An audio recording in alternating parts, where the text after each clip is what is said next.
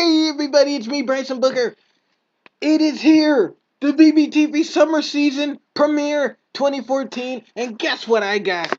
I might as well make it a music review. It's Pink, Can't Take Me Home, released. Some songs are made in 1999, but the album itself came out in 2000 by LaFace Records. Babyface, L.A. Reid. This was Pink's first hit on the scene right here, ladies and gentlemen. And I am honored to review this album. Okay. Oops. Little tape stuck on there. Anyway, how do you like it? Look at that cover. It's pretty nice. Can't Take Me Home. Got Pink right there. With the pink hair, of course. Look at the back. Oh my goodness. And there's all your tracks right there. I'll read them out. Alright, you got Split Personality. Hell with ya. Most girls. There you go. You make me sick. Let me let you know.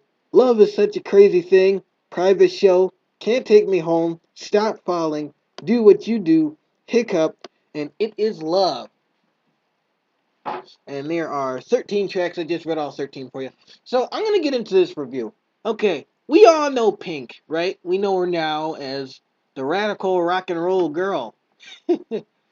That's a pretty much good way to sum it up right there. Sum everything about Pink up in a nutshell.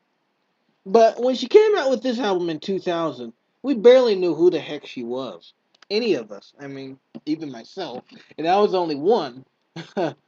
But anyway, when this album hit the scene, there was some one hit that came from it. Most Girls, which I was surprised to hear that song on this album. First of all, I thought Most Girls was actually by Robin. You all know Robin, that other girl that I don't know. I think she was from Britain or something, and she had a couple of hits in the late '90s, like "Show Me Love." That's one of her songs that everybody knows. "Show Me Love," "Show Me Life," blah blah blah blah. All right, good '90s song. Anyway, I thought that was written by her. Turns out it was written by Pink, and I was shocked. I was shocked to hear this whole album actually. To be honest with you, in 2000, you probably wouldn't have cared that much because Pink really didn't establish herself that much in this album. Um, she claims that I read a review on it, and she claims that this album wasn't really her best because it didn't really give her a chance to express herself. And I would agree with that because most of the songs on here are pop oriented, all of them actually. And of course, in 2000, pop was a big thing. The boy bands were going down, but the pop was beginning to rise, and all this stuff, and crazy. But anyway, I kind of expected a little more from this album that I didn't get. Um, but there are some good songs. I like Split Personality. Has to be the worst song. Well, not the worst, but it's not that good because it's Pink arguing with herself about how she acts, and then again she's not arguing with herself, and then again she is, and it's kind of gets confusing. But one of the best songs on here, I probably already said it, Most Girls, because that's the one that everybody seems to remember from this album, and I actually thought it was by Robin. I'm sorry, I didn't know Pink sung this. Another good song that stood out on this album was I loved Hiccups. That's a pretty good song. I downloaded it. I like it. It's okay. But the rest of these songs, it's pretty much just a pop wonderland. And I was hoping to hear some rock and roll, like grungy Pink. She did that in the next album, which came a year later in 2001. Get the Party Started. That's when we got to know the real Pink. This album, well, if you put this on and you don't say who it is, some people will think Christina Aguilera. Some other people will think Britney Spears. But when you say it's Pink, they're like, what the heck? Is this seriously Pink? I mean, it was, I played it. It's foreign to some people. Some people think it's like, this can't be her. This can't be her at all.